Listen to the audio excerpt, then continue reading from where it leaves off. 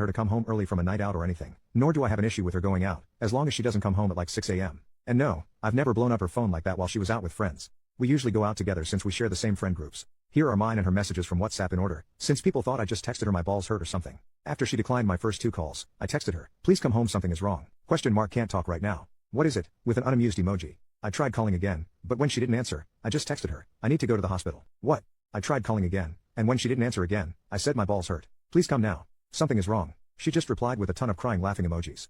At this point I just called the emergency services and tried giving her a call again. Then she texted me, I swear don't bother me again or I'm blocking you. Let me enjoy my effing night out. I tried calling her again twice and got blocked. At this point, the pain was too bad to try anything with her anymore and I just called an ambulance. Her next message after unblocking me at 2 a.m. Why the hell is there vomit in the living room and where the hell are you?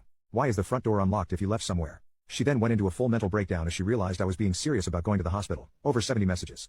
Also, I just want to say that yes, it was stupid of me to expect her to drive me to the hospital since she was drinking. But again, in that type of pain, you don't think clearly. I think I needed her more for moral support and I did it out of pure instinct. I now know not immediately calling an ambulance was also stupid of me. I was in a lot of pain, but stupidly at the time thought that whatever I was going through would eventually calm down and driving to the hospital would be better than calling an ambulance. Also, in hindsight, me being embarrassed about calling an ambulance over my balls was definitely also really stupid. The amount of mental gymnastics some of you did in my comments to paint me as some sort of dweeb or emotionally needy person for bothering my girlfriend was truly mind-blowing to me. I promise you if my girlfriend was in my position and I ignored her, none of you would be defending me. Now for the update. Thanks to all those who wished me a speedy recovery. I'm doing much better now. Not being able to go to work for the next 3 weeks is definitely a bummer. I work for my dad's construction company, and my job requires lifting a lot of heavy weights. I'm also prohibited from having any intimacy for the next 2 to 3 weeks as well. I might have also developed some trauma due to the pain. I randomly get the same sensation again, and it's driving me nuts. See what I did there? As for me and my girlfriend, it's complicated. As so many of you and my mom told me, 5 years is definitely a long time to be just throwing away without having a proper conversation with her. So I did just that. I told her how hurt I felt by everything.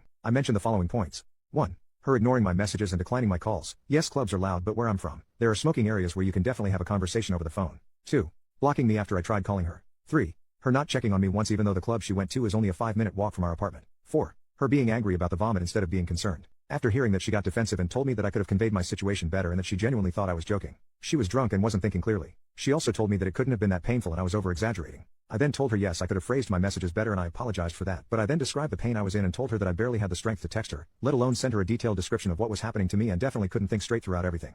After hearing what I said, she started crying and apologizing for what she did. She told me if she knew how serious it was, we wouldn't have been having this conversation. She then also apologized for her being mad over the vomit. According to her, she was drunk and tired and was just expressing frustration. I then asked her why she thought I was joking and if she was cheating on me because this was seriously out of character for her, hence why I immediately trusted her with this. She started crying harder and she looked like I just whacked her in the face. She told me that she just thought I was being insecure about her being in the club with a bunch of guys and no, she wasn't cheating on me and would never do something like that. We then hugged for a solid 10 minutes after that. The next part was really hard for me, but I told her I need some space to gather my thoughts.